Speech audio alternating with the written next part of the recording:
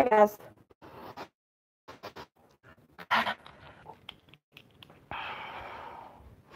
So I was thinking I wanted to do a live stream before I lay down tonight and talk to you guys a little bit, but smoke a cigarette and talk to you guys before I go to bed.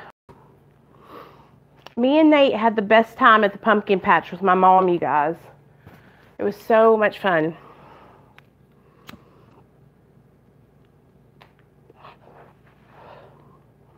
Don't forget, if you're not subscribed, go ahead and subscribe. So I have had several people reach out to me today just about, talking and having sober support. And I want you guys to know, like, you can message me on Instagram or email me on my email anytime.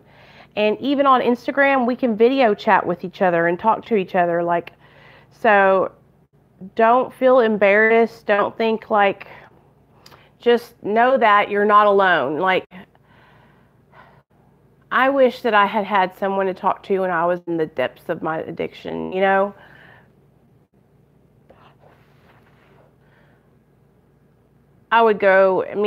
I felt so alone for so many times, and it's never a good feeling, But just know that if you're struggling in your active addiction and you're trying to get sober and maybe you're having, a hard time getting on the wagon and staying on there, just know that the fact that you're even becoming willing to make a change is a huge step, you guys. And I don't want you to get discouraged if you keep falling. I'm going to tell you, when I started trying to get sober, it took me years to get sober and to change my behaviors. Hey, Byron. It took a long time for me to change my people, places, and things. It was almost like I was addicted to the people, places, and the things too, because I had hung out with those people and done those things for so many years. It was like, it was a habit. It was something that became a natural part of my life. So I just want y'all to know, because I think like 3 or 4 people have reached out to me today that are still struggling, in their addiction, or they're trying to get sober and they're having like lapses and stuff. And I just want you to know to not give up, because what you're doing is you're trying to break a vicious cycle that your brain has learned to do. Your brain is on a loop, you guys. When you're in your addiction, your brain is on a mental loop. And what it does is it goes, I'm going to teach you guys about the disease concept, okay? It starts out trigger, okay? Once you get triggered, you start thinking. You get a thought. Once you start thinking, then you start obsessing. Ooh, how am I going to get it? How am I going to get it? So we go trigger, thought, obsession. Okay, then you pick up. So it's use.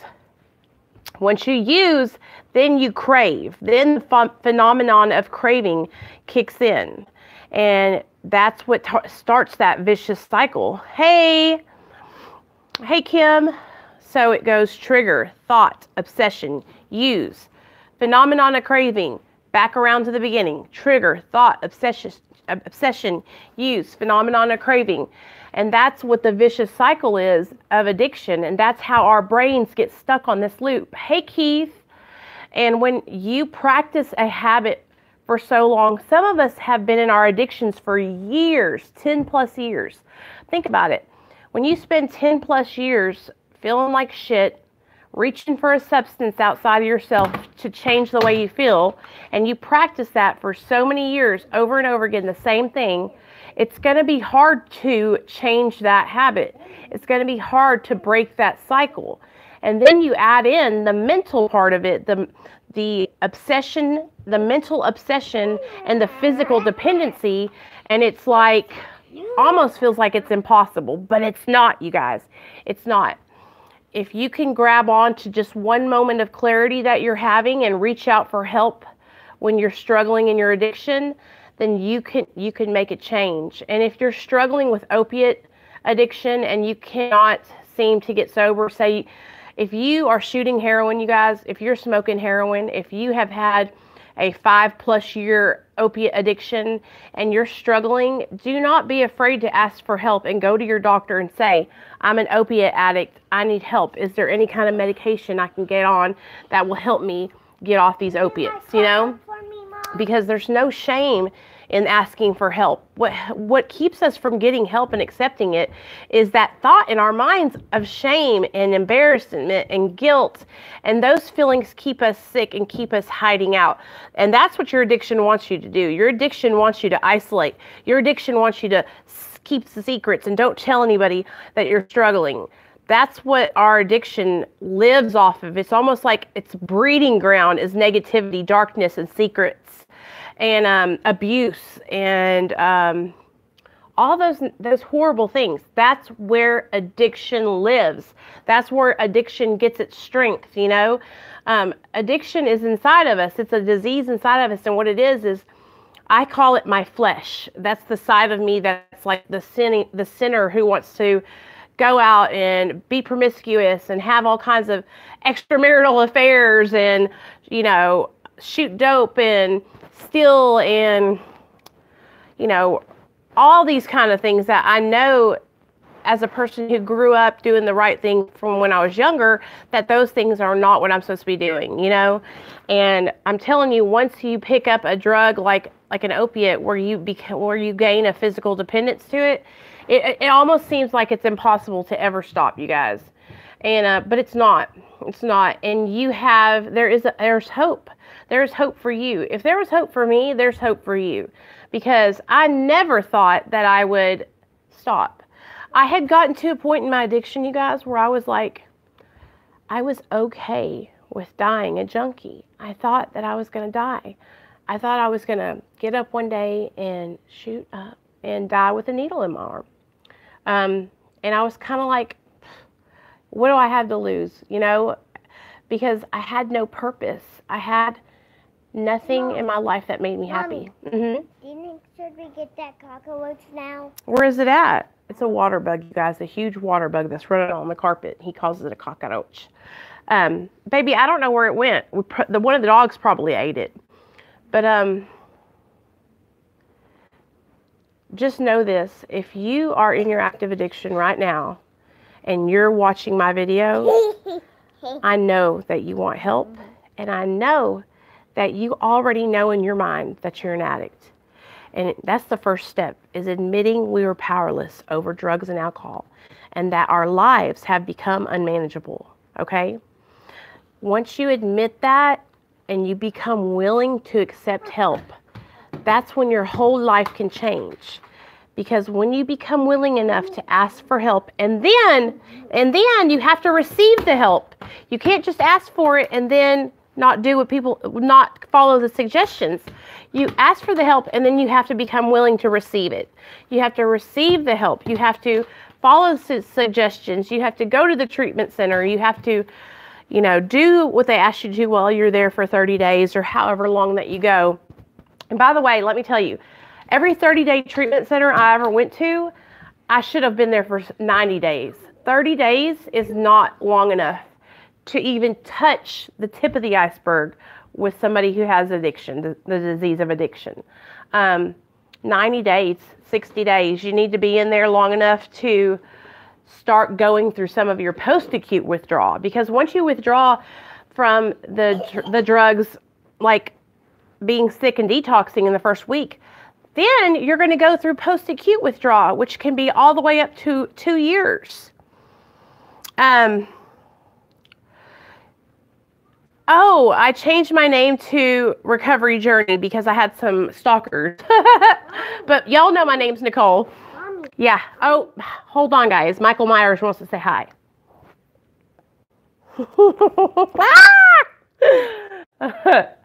So just know that there's a hope for you, and you can do this. You just have to become willing to accept and receive the suggestions and the direction that whoever you go to and ask for help is giving you. You know, let me tell you some stories, okay?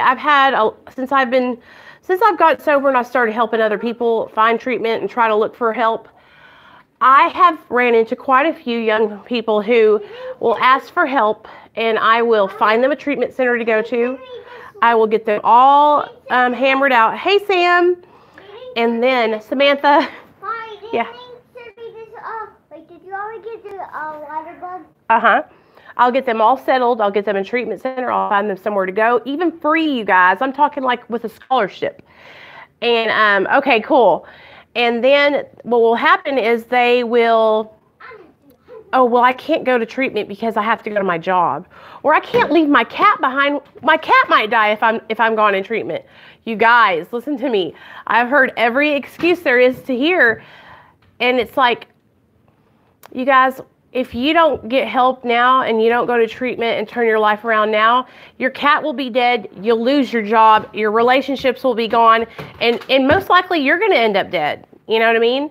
And so I understand because I was there. Like, I remember needing help and like making every excuse up that I could. Like, I literally went to prison, you guys, for a year because I wouldn't accept help, because I would rather go and sit in the joint than get help and go to extensive treatment, because I wanted to still do my criminal stuff. I was like, oh, hell no, I don't want to go to treatment.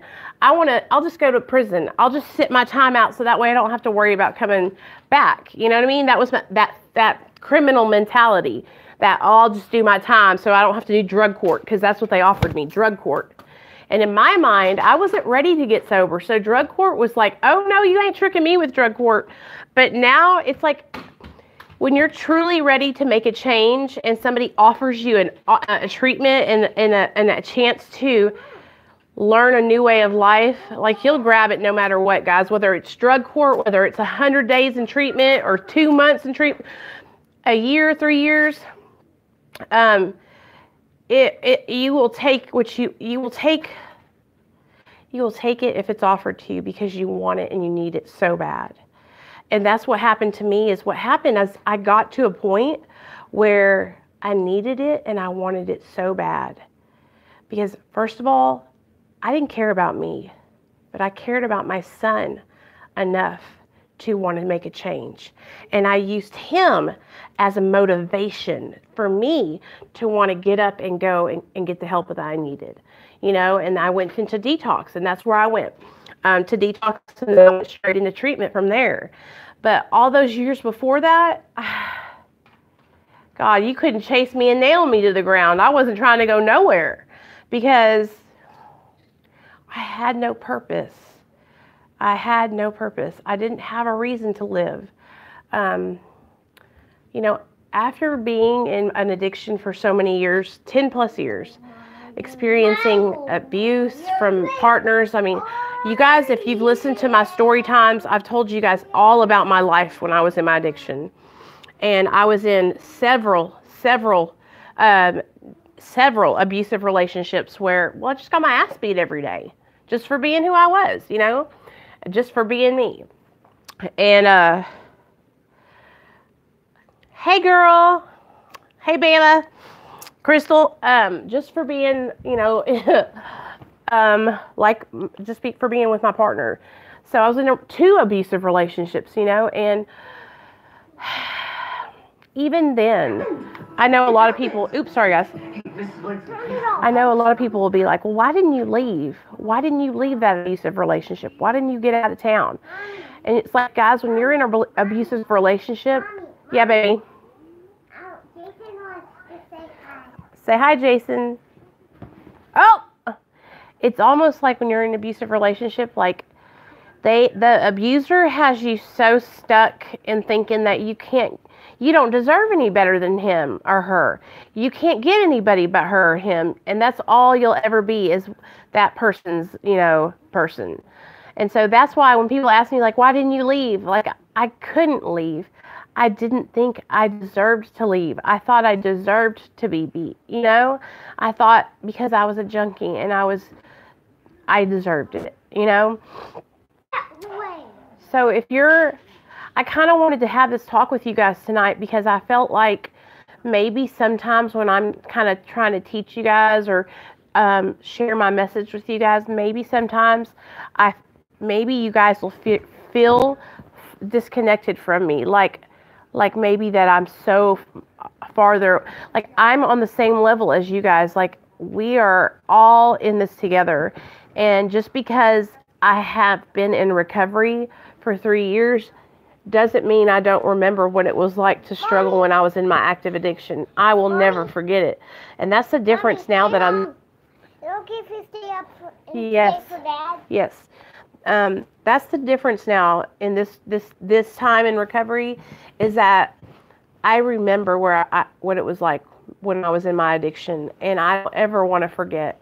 And before, when I would get sober, I would forget, you guys. I would forget how horrible it was.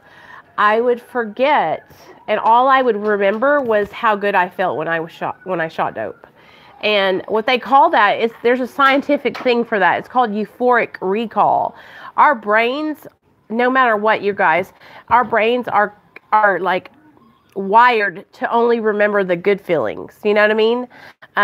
So I have to share my story and talk with you guys about my old life, so that way I can remind myself what it was like back then, because it's easy to forget. Did it go fast for you? The first year was the hardest year of my whole entire life, because my son was in DHS custody, and I didn't think I was ever going to get him back. Mommy, this guy wants to say hi. Say hi. I never thought I was going to get him back, you guys. And it was hard because the first year I was really struggling with cravings. I was struggling with old people my old dope friends coming around still. I'm this scare show. Okay, this is really important. I'm talking to people about some important stuff, okay? Now you just be quiet. I'm going to show you guys something. What I had to do, I've been clean a little over 4.5 years, and I can say, no, it hasn't gone fast yet. So what I had to do the first year, you guys, for me, was getting a plan of action down, was planning my days. So that way, and I practiced that schedule for that first year, and I still do that schedule to this day. And it's a routine of me waking up, meditating, saying my prayers, reading my daily devotional, doing my morning motivation, coming downstairs and getting my big glass of water to get my system started. You know, getting my son up, feeding him, because I had to learn a routine, because I had to break the old habits I had built up in my head from shooting dope for all them years. Because, you know, back in my addiction, all I did was wake up, call the dope man, or wake up and drive to his house and beg him to get up out of the bed. The first year, I had to get a sign. Let me show you. And put it right here on my door that said, I will call the police. I'm sober now, because my old tweaker friends wouldn't stop coming over. I had to change my number, you guys, because my old tweaker friends wouldn't quit calling me. They couldn't let go of that relationship with me, because in all actuality, you guys, I might have been a doper, but I was a really good person. I was a good friend for the most part. I mean, to a lot of people. I got done dirty by a lot of people because I was so kind. And even though I wasn't, I was very selfish and self-seeking. And I know that I was in my active addiction. But I was raised right when I was younger. And I know how to be a good person and a good friend. So even though I was on drugs, I still had a lot of really good relationships, you know? Yes, and letting go of some of those relationships, Kim, was the hardest thing I have ever done in my life, because some of the relationships I had with people that I used drugs with, we had really, really tight relationships. Like, we had been friends for years and years. I'm talking about my best friend who was there when I gave birth to my son. Like, I can't be friends with her anymore, because every time I see her face, it triggers me so hard, you guys. I'm telling you, it triggers me. And I've been sober for 3 years, but it triggers me because me and her shot meth together, me and her smoked crack together, me and her shot cocaine together. And I have flashbacks when I look at her of my old life. When I was in my active addiction, I had some stuff that happened to me because I was so comatose that it's just like I cry even thinking about it. Like one night I was over at my friend's house and I had just gotten paid, you guys. I had about $400 because I worked a job. For the most part, I was employed while I was an addict because I had to make money. And I was over at this guy Gerald's house and we were all getting high. We were all shooting dope, Roxy's. And I was overdosing. Like, you know how when somebody's ODing and they're going because they can't breathe because they're literally going into respiratory failure because I had taken Xanaxes and I was shooting Roxy. Yes, say hi. There you go. Give it to my best friend because she just couldn't stay clean and neither could I as long as I was around her. Yes, Sam, I know what that's like. And let me get back on course because I'm sharing with you guys about that. So anyway, long story short, I got robbed. They took all my money, you guys, and left me out on the front porch to die. Luckily, a girl that was there shooting dope with us was a nurse, and she took me to the hospital and dropped me off, guys. But that happened to me so many times where I would just be so fucked up that people would just leave me to die or drop me off on the porch of the ER. Letting go of those friendships was the hardest thing I ever had to do because where I live, I know he is. Where I live, it's like everybody knows everybody, you know? Even in the big city I live in now, like if you were shooting dope, you knew everybody that was shooting dope because we all shot dope together, you know? Oh, you guys have to see the pumpkin me and Nate made. Hold on. Look. We need to put it outside, Alexander. Where's the top to it? Here it is. I want to tell you though, like, do you guys have any questions? Please feel free. Ask me anything you want to know. Wait. Oh, don't stab it because it'll mess it up. Let's put it on the front porch.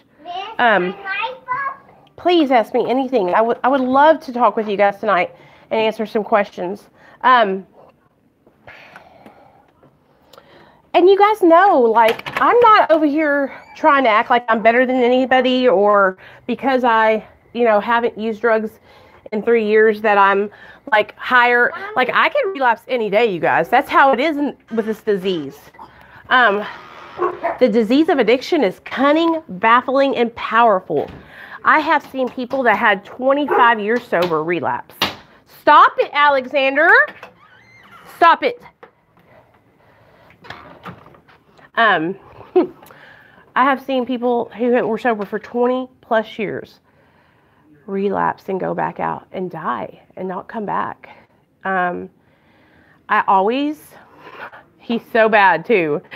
No, he's really not bad. He's really a good boy, but he drives me insane sometimes. We had the best time, you guys. I took him to this pumpkin patch with my mom. We jumped on a bouncy houses. We went on a hay ride. We went on a train ride.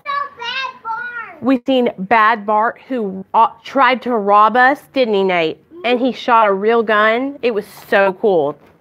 It was really fun, though. And I'm letting him stay up until his daddy gets home because I'm that mom. It's the weekend, so. Hold on, guys. He wants to show you. Go ahead. There you go. Good job. I'm trying to build my audience, though, you guys, because I want to reach people who are struggling, like I was. There are times you got to be careful, especially when the past comes back to get to you. Yeah, and I try to, I have moved forward, Keith, in the aspect that, like, I have processed a lot of the things that have happened in my addiction from my past, and I've worked through them. I have made my amends to everybody that I need to make amends to. Like, I've worked through a lot of the trauma and I had a lot of guilt and shame, and I've worked through so much of that shame. It's okay to feel guilty, but the shame part is where it's unhealthy, especially for me. So, okay, Nate, there you go. No more throwing, okay? But for me, going back and reliving and sharing these experiences with you guys is so therapeutic. It's like, I don't know how to explain it to you guys, but I feel like my experiences, I know, Kim, and that's the thing, like that shame, listen to me, okay, let me share my shame with you, okay? All right. When I was a little girl, I was raised up in a really good family, you guys. We weren't rich by any means, just middle class. My mom and dad both worked really hard. I had 2 little sisters, and my parents raised us right. My parents are still married, and I just came from a good family. I chose to try drugs and alcohol for the first time, and then I got a prescription for hydros, and that's kind of like what happened and jump-started my opiate addiction. But when I was younger, I started using drugs and alcohol just as a way to fit in and party and have fun and be cool. You know, I thought it was cool, and I didn't know that I suffered from the disease of addiction. I didn't know that I had this beast inside of me waiting to be fed. And so the shame started from a young age for me because I always was ashamed and embarrassed because I had struggled with my weight. So that's the first bit of shame that I had was I was ashamed that I couldn't control my food intake. I loved to eat. I come from a family of Mexican Italians. Mom, she didn't do anything. Oh, wow. And we love to eat. And the way I was brought up was eat, eat, eat. That one, whenever we would sit down for dinner, my dad would always tell us, manja, manja, manja. Don't leave anything left on the plate. And we always used food as a celebration. So that was like my first shame. It's like I was embarrassed, and I just felt like I didn't fit in because I was a chunky butt when I was growing up. And then I figured out that if I starved myself and drank Diet Coke all the time, I would lose weight. And I lost 45 pounds going into my 9th grade year. And I got skinny. And that's when the drug use started. It's like smoking pot and doing cocaine. Then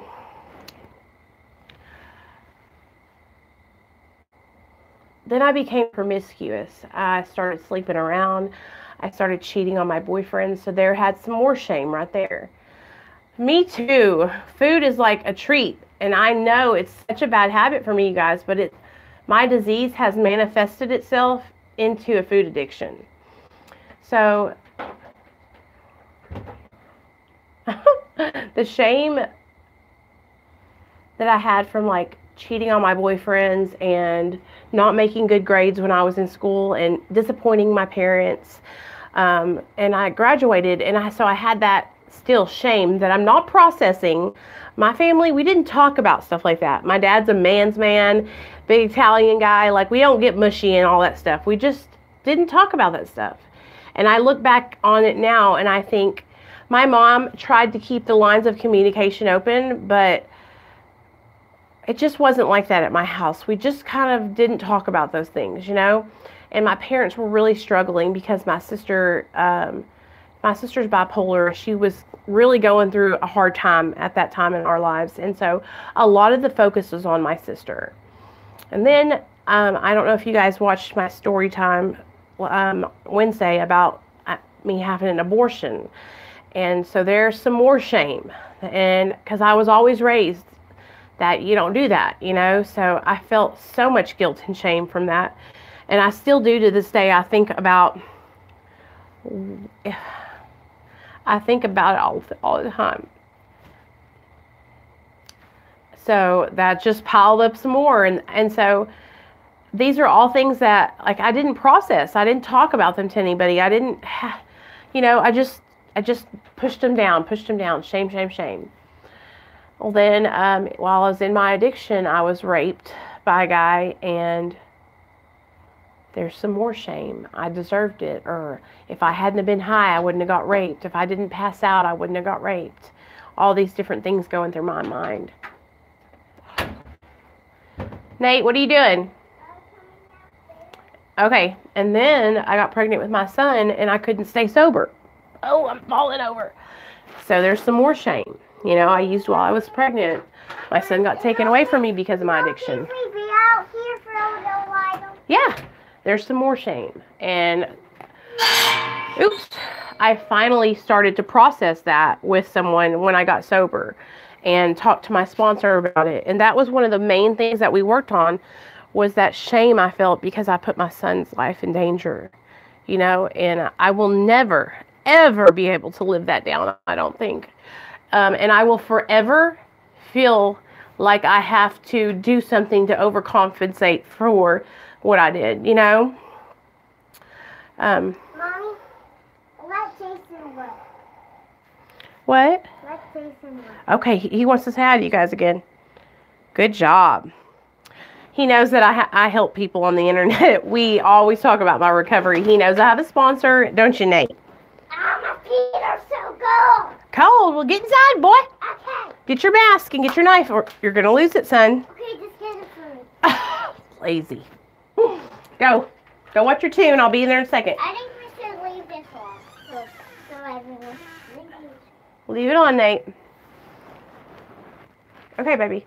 So, when you just piled shame on top of shame on top of shame for so many years, what that does when you're not processing and talking about it is it keeps us sick, you guys. And that's what I did for so many years, was just keep myself sick. Because in our society, like, it's like we're not taught to talk about stuff, and we're not taught, it's like a weakness to be vulnerable, you know what I mean?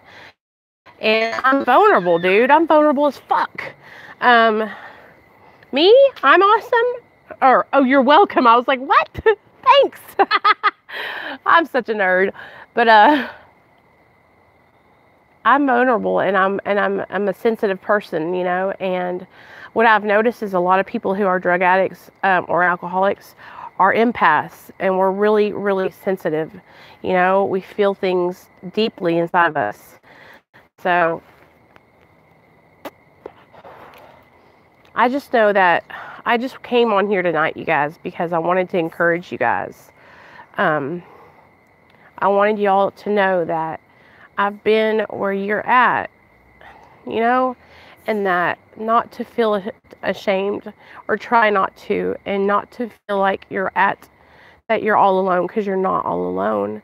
There's so many people who suffer from the disease of addiction, and there's nothing to be ashamed of, okay? The only thing that's not cool is not getting help. Like, it's cool to be sober, you guys. It's cool to get your act together and live your best life. Oop, come on, baby. Grab your knife and grab your mask so Daddy doesn't run it over. Come on. It's beautiful out. So nice. I love it. I couldn't enjoy this time, you know, before, because I couldn't keep myself awake. I was just so comatose. Stay right there. Why?